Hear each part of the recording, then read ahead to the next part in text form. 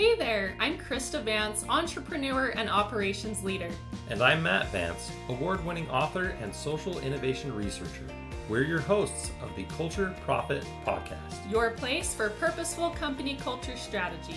Learn from HR pros, executives, and thought leaders how to prioritize profits by prioritizing people.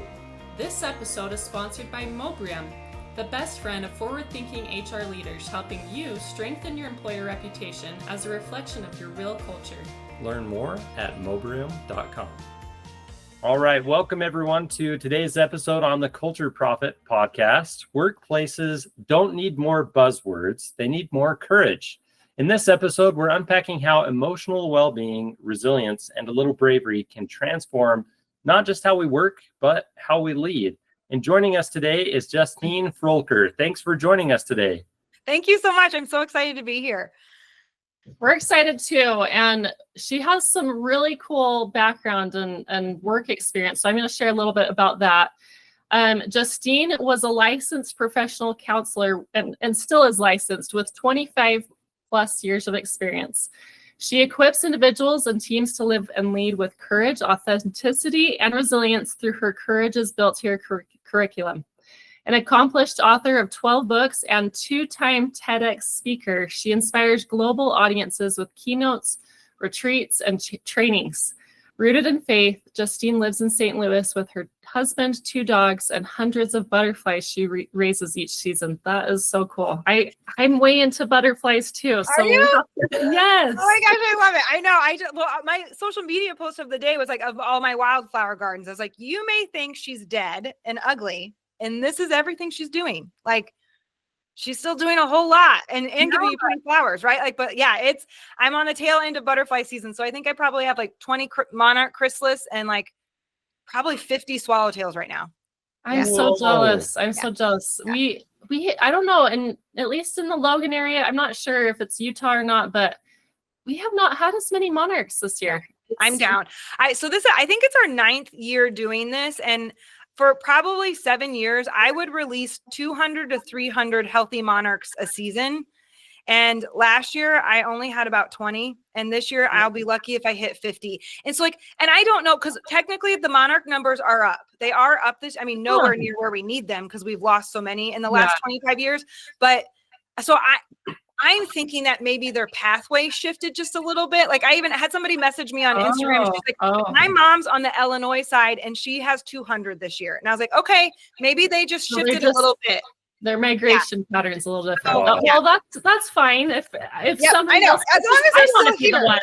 Yeah, I want to be the one to raise them and release them. But whatever. it is the weirdest and coolest hobby ever. Like, it never gets old. Yeah, it's an incredible transformation. And we're going to be talking a little bit about changes in workplaces. So this is perfect. But maybe you can give us a little bit more about your background and what led you to be where you are now. Yeah. So I'm a licensed professional counselor by trade, and I have been in some semblance of mental health, traditional mental health work or professional development for over 25 years.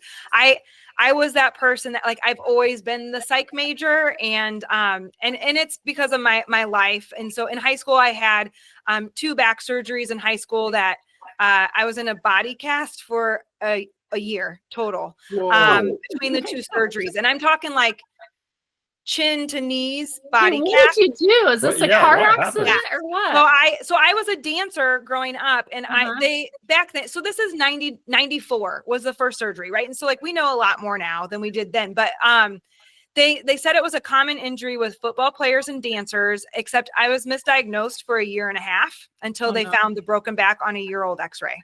And so by the time they found it, surgery was the only option. And back then, like, we didn't have titanium that we put in people's backs and then get them up and moving literally the day after surgery. Back then, we put you in a body cast. And so my first surgery was the summer before my freshman year of high school. And then my senior year, when I tried to go back out for track and field, I was like, I went back to the doctor. I was like, you all said that, like, I would be stronger and better, and this still hurts. And that's when we discovered that I was like the 10% that the bone graft didn't take. And so they had to repeat it my senior year. And so in that process, in one of the misdiagnoses, actually it was the first one. They said that I had conversion hysteria, which is another way of saying that it was all psychosomatic and my brain was making up the pain and nothing was physically wrong. And so they made me go see a sports psychologist. And I remember it vividly, being in that room at a world-renowned hospital, and like the sports psychologist kind of being like, they don't know what's wrong. And so I'm going to teach you how to be as okay as possible in the pain that you're in. And so she taught me like how to visualize the pain outside of my body, right? She didn't know I had a broken back. And I remember thinking like, what you do is pretty cool. And then, there's nothing like that experience of being a teenager stuck in a body cast, to make you really interested in what makes people click and what makes some people more resilient than others, and can it be taught and things like that. And so when I left my small town back home in Iowa and went to college, like I was a psych major right away. I started my career right away in undergrad. I worked in the substance abuse clinic that was local there, and really just kind of worked like with lots of different clients throughout the years, and settled in private practice for 11 years until I left my private practice 7 years ago to focus on how do we bring these skill sets to the workplace. I knew that I wanted to reach more people. And so I knew I wanted to speak and teach and train on the bigger level. And what better place to do that than in the workplace, where we spend more time awake at work than we do at home with the people who love us the most. How come we're not bringing these human essential skills there and caring well for people? Wow, that is crazy. And to think the therapist had your back more than the doctors.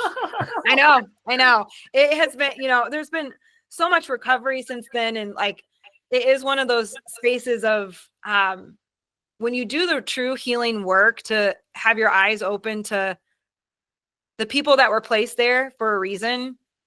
And also to really like make sure that the hard parts of your story don't become your whole story. That's a really big part of this courage work. And it's because of where I've come from.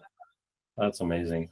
Yeah, you must be a tough cookie. Like, I'm guessing you're pretty good at handling pain, or maybe you're not handling it at all. It's just outside your body. Yeah. I used to say things like, oh, like my patience was spent in 2 body casts in high school, right? Or like, I have no tolerance for pain. And then the more I've done this work myself and done the healing work, the more I've shifted that. Like, that was training ground.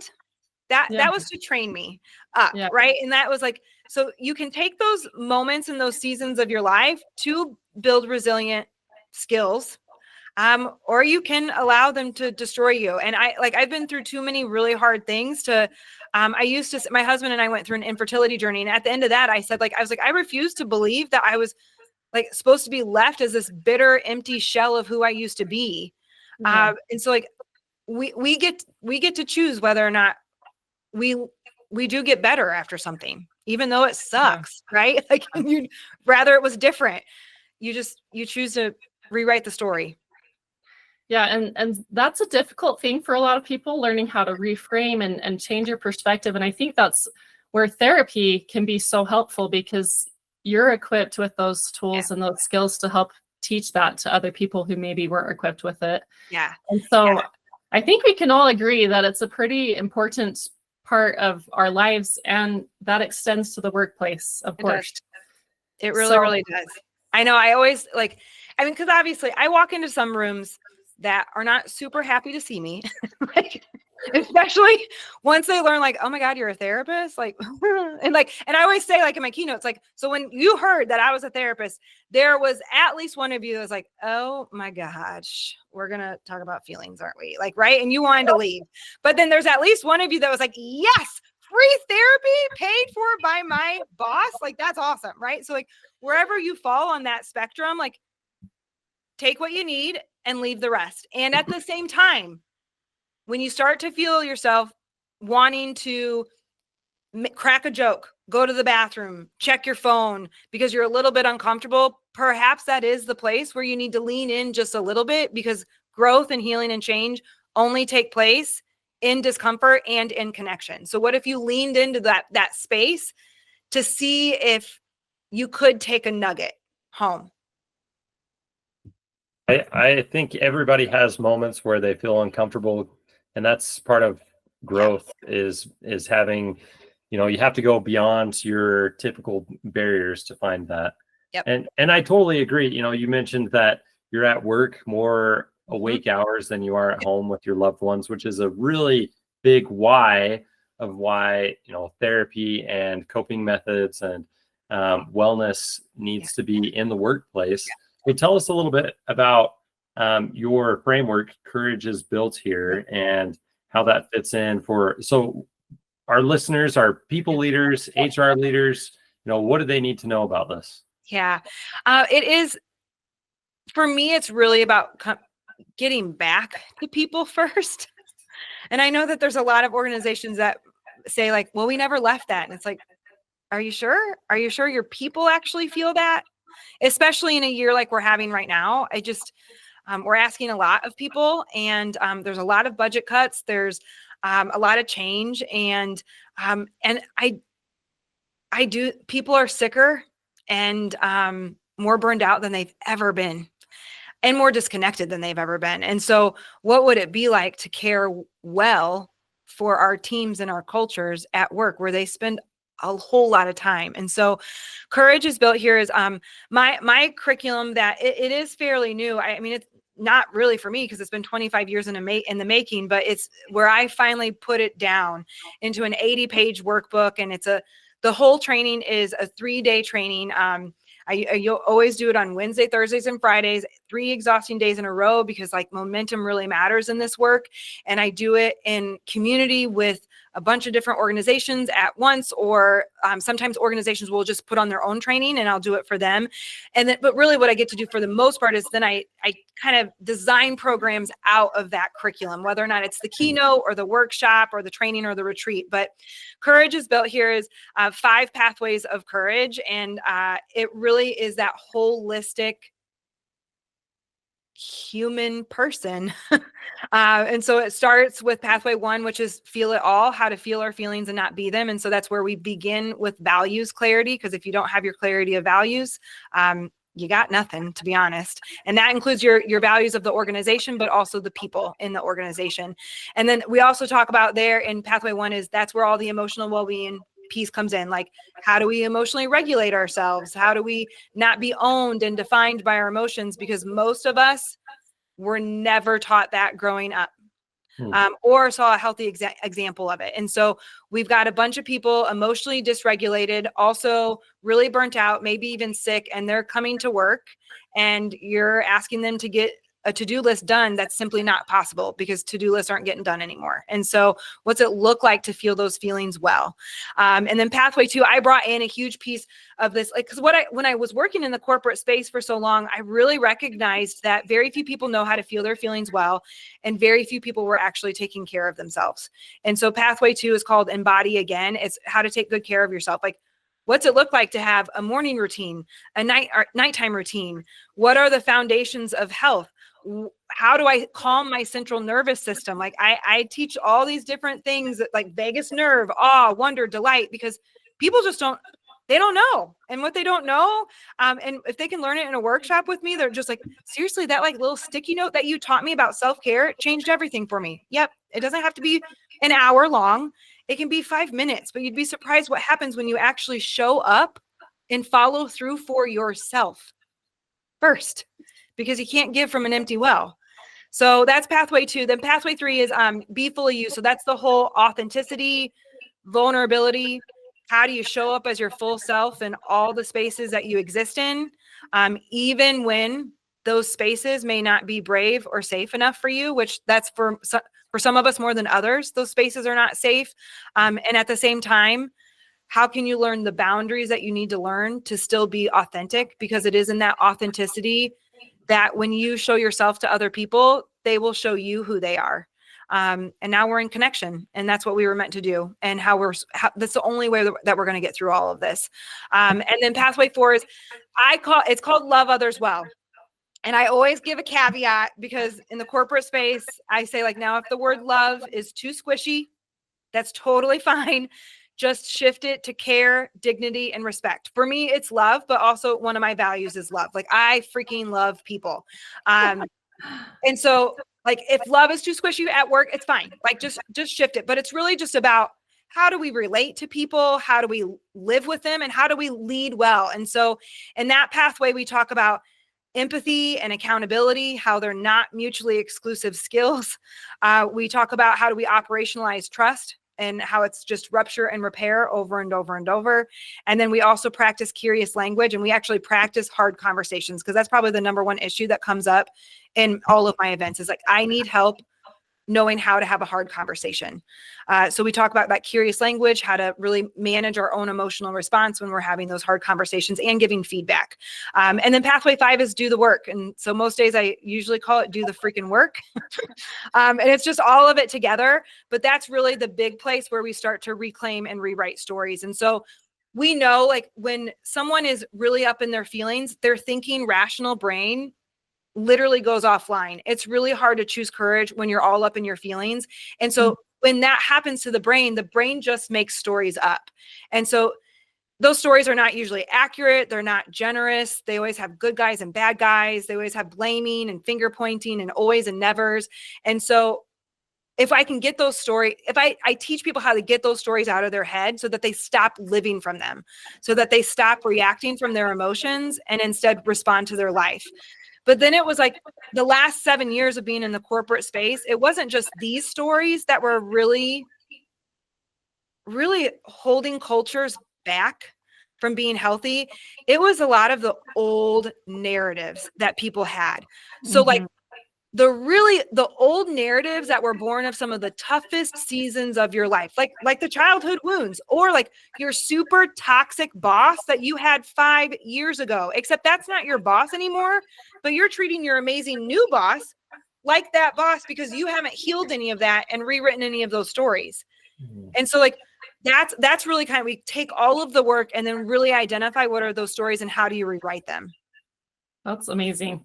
So I like your, on the pathway 5, I had kind of a follow-up question. So do the work. Do you have any kind of follow-up with people, with organizations afterward? Yeah. So it's really interesting. Like I always tell orgs, like, we can build this how you think best supports your people.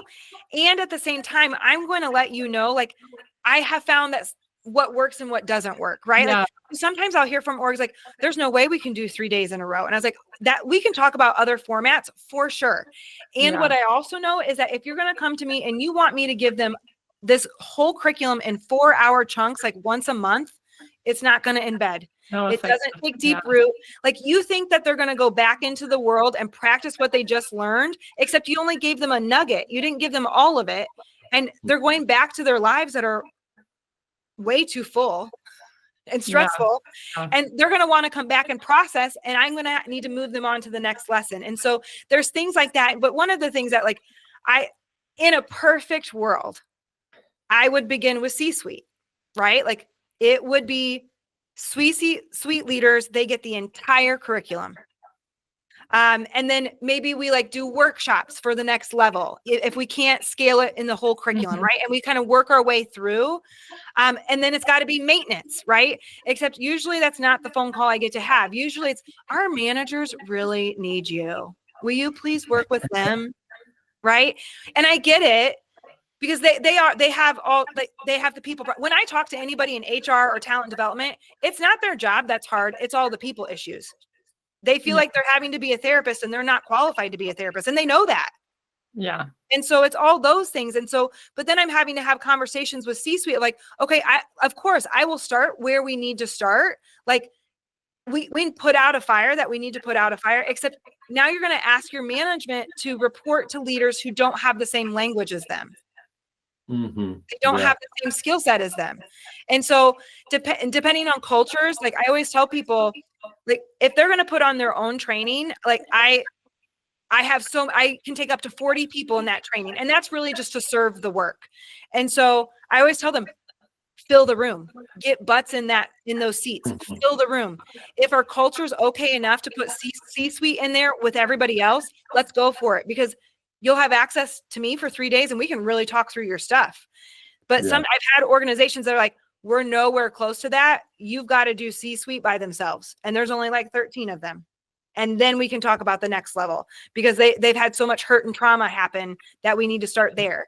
But the organizations that have really been able to embed the work, they make sure that all levels get some introduction to the work. So even if someone doesn't have access to the whole 3-day training, they brought me in for a keynote. And they still like got to meet me. They heard the language, or they get to do the online course, right? So we can still scale it. But then the people who have gone through that full training, my recommendation is that we do regular, what I call like accountability check-ins. And we literally just gather with those people that have been through the full training. And we usually do like the same format. It's like we do courageous check-in, we do permission slips, we do rumbles. Like sometimes I'll even give them like a Google form and say like, what's the biggest thing that's frustrating you right now? And then I build scenarios out for them and we practice them in the session together. Nice. We also do celebrations, because I have found that very few teams actually celebrate each other. So I will put into the agenda, all right, what are we celebrating? When have you walked out the work and it went well? When have you witnessed somebody walking out the work and it went well? Let's celebrate. Because they're not doing that. I love that. I think that's super important. I mean, if we're not recognition is a big piece, but if we're not like looking back and seeing what we've accomplished, if we're just spinning our wheels constantly, yeah, we're just gonna spin our wheels and not go anywhere. So exactly. It's the accountability. Like I have an organization right now that they're like, so like some of leadership just like they want to be done. Like we've done it. We've done enough of it. We need to move on. And the other half is like, this is like, we've invested a lot of money and time and resources to just say we're done when we haven't even gotten it to a majority of the organization in any capacity. And so one of the things I'm like trying to help them see is I'm a big root cause person. What's the root cause? And one of the reasons I know that the ones that feel like they want to just be done with it is because they're just like, when are we going to move on? And because there are people who are stuck, right? Like there's a very fine line between stuck and moving forward with what we have now and continuing the healing. But there's also a difference between plowing through it and just denying what's still hard. Yeah. Right. And so like, that's a fine line between all of those things. And so it's one of those pieces of, I don't want an organization to move on to the next training before they've actually scaled it well. And that will look different for every organization based on how big they are, for sure. But also how much trauma they've had, because there's quite a bit of trauma in a lot of orgs right now. Yeah. And that makes sense. I mean, we're people, businesses are made up of humans. You know, right. We use computers, we use technology, we have all these different things that we can program. We have AI where we can just write something and it does it for us.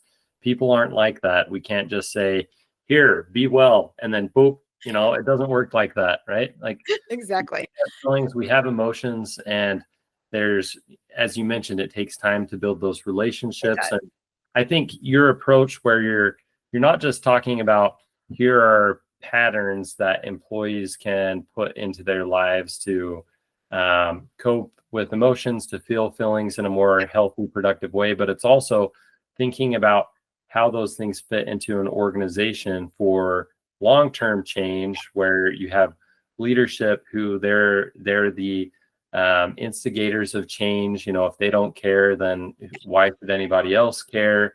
And thinking about those shared experiences that team members can call back to that they had together, and that can be, you know, something that connects relationships more deeply. So I think not just the content, but the way you're approaching it makes a lot of sense for helping people in this community, this culture of a company, move forward together. Yeah. Thank you. It is that piece of, because obviously, like, what's our return on investment? Well, healthier, happier employees. And productive. Right. Yeah. And healthier, happier employees are more productive and will make less mistakes and produce more. And so it's one of those pieces of, you don't have to go back to people first if you don't want to. And like, I do think that there's a cap to that. Like, it'll end somehow, or you won't succeed as much as you want to, but more than that, you'll just keep running through people. Like, Yeah.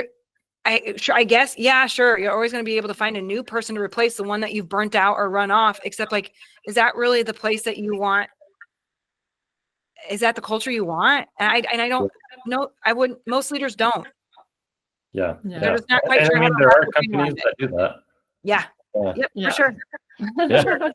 So one thing Matt and I have seen in some of these company cultures that kind of struggle, and there's clearly some trauma, is that some individuals have a hard time overcoming like their persona or something, right? And it's hard for them to change because they're known as that person, and then they therefore get treated that way and everything.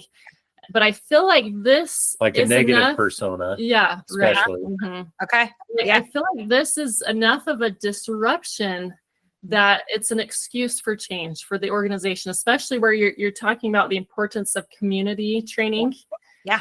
Everyone's in it together. They're seeing these things that everybody's being taught, and then it's therefore okay to make changes within yourself and see those in other people too. Yeah. So yeah, for sure. I've had so many of my teams, like they'll email to check in, and they'll be, so we were stuck, totally stuck. And then like someone has to get the courage, and someone always does. And someone's like, in light of what we've learned with Justine, perhaps we need to like take a time out or do a 2-word check-in, or, you know, like these skills that they have learned. Because like, and that's what I always tell them, like, this is not a courage lobotomy. Like, you don't walk out of an event with me and like, you're just done. I live and breathe this work. I have done it for a lot of my life, and I still screw it up, like, because we are humans and life is hard and beautiful. But like, when you screw it up, that's the work too. You own it, and you make it right, and you move forward, and you hope that you have someone with you that's willing to walk that out. Because I do think one of the things that can be really hard in leadership, but just in our cultures in general at work, is that you're allowed to change your mind. Like, and you're allowed to say, dang, I screwed it up. I screwed that up, or I don't know. And like, and when we do those parts of this courage work, like, you actually grow more trust with people than if you were to just pretend like you know what you're doing all of the time, or that you don't ever have a regret or make a mistake. Like, I cannot tell you how many times I've heard in events that like, oh no, when you like admitted that to us, like, that's when I trusted you the most I've ever trusted you. I mean, I once had a CEO say in an event, like, I've never, because I talk about apologizing in my training, like when we talk about trust. And he's like, I've always been taught, he goes, I've never said I'm sorry as a boss. He goes, I was taught not to. That's admitting mistakes. That's admitting like wrongdoing. I could be sued for that. And I was like, okay. And his HR was in the room, and she raised her hand. She goes, we know that. And it's also why we don't trust you. Wow. And it was this huge, like, all right, do you want to talk about it? Do you want to rumble it out? Do you want to talk about how actually admitting your humanity grows trust, and the other one severs it? And when you sever that trust, you sever connection, which means your team's not going to grow and change. And so it was one of the bravest moments I've ever had in an event. But it matters. That authenticity really matters. Yeah. And I love that direct approach. And going back to what we were talking about at the beginning, humans are not butterflies. Our transformation is not coming out of this cocoon and we're done, you know, unfortunately. Yeah. We don't have this like done moment, right? Like, yeah. I mean, I've had so many times I have said, like, is this ever done? No, it's not. Like, it's never done. You're always going to learn. Process, transformation. And it's so true. Yeah. So I guess for those who are listening, what advice can you give them, both to the employees, how can they advocate for their own well-being, and then to leaders, how can they start incorporating emotional well-being into the workplace? Yeah.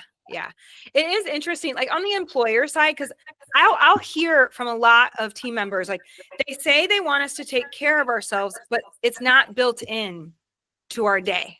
Right.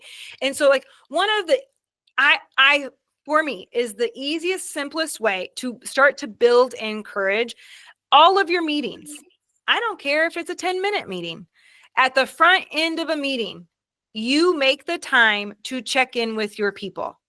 And so I have a few favorite like check-ins that I teach people. So one is like you can do a 2-word check-in. Everyone goes around and says 2 words, 2 feeling words. They can be feeling words. I've literally like I'm part of EO Accelerator program, and so we do this practice. We do a 1-word check-in in that one, because then we also do my courage deck, which is another one that I do. But one day I was like my 1 word.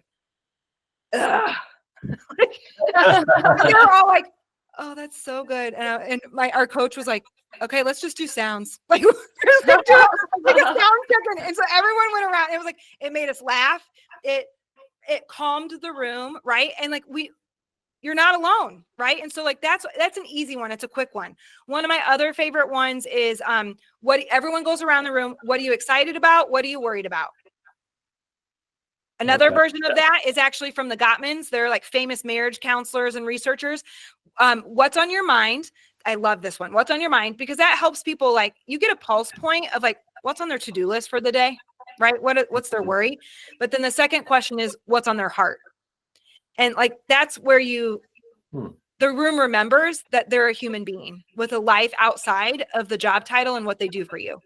And so like, and truly, like I do what's on your mind and what's on your heart as like my 3-day training. We do it for one of our check-ins. And I have my last training was 26 people. It took us 15 minutes. Like it's not a long monologue. It's a quick check-in and you move people along pretty quickly. But in 15 minutes, we were able to get through 26 people, all who answered those 2 questions. And it creates intentional connection in the room. I am going to plug it because it's amazing. I have a courage deck. So it's 60 deck cards with 60 of my teachers on it. And so I have teams that use this in their daily huddles. Like they shuffle the deck, they pull a card, they read it out loud, and everyone goes around the room and they say what it brings up for them. My accountability coach in EO, he uses it in every single meeting that he has. Like, and I always tell him, like, every time you pull that deck out, I'm just like, I can't believe it. He goes, Justine, it's literally led to some of the best conversations I've ever had with some of my people. Like, so if you want your people to feel cared for and know that you give a crap about them, because when people feel cared for, they're actually going to work harder for you. They'll create and innovate. And actually, you'll probably keep good talent. You have to create the time to actually care about them, which means you have to connect with them. And so you have to make the time to do it. And so that intentional check-in in every meeting, I think changes the game for people because it helps people feel valued.